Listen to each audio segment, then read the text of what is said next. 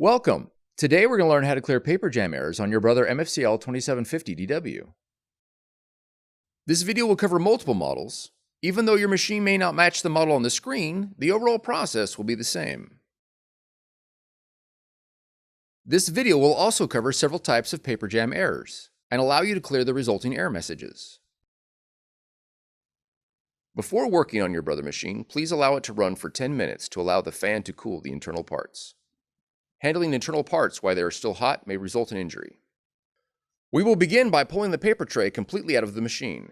If there is jammed paper in the tray opening, remove it using both hands. Next, open the front cover. Remove the drum and toner assembly and place it onto clean flat surface. Placing scrap paper under your drum and toner is recommended. Jammed paper may be pulled out with the assembly or released for easy removal. Any paper still jammed inside the machine near the back of the opening should be removed through the back panel and will be addressed later in the video. Next, remove the toner cartridge from the drum unit by pressing the green lock lever.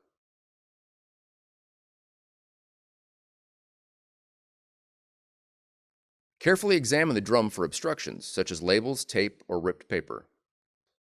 Remove any obstructions found. Be careful not to touch the drum rollers during this process, as this can cause print quality problems.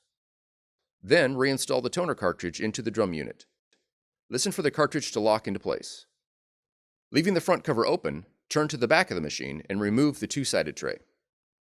Check for any jammed paper under the machine and remove. Next, open the back cover. Verify that the green envelope levers are locked in the upward position.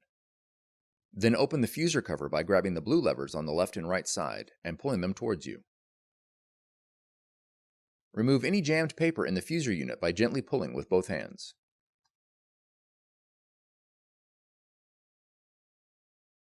Close the fuser cover.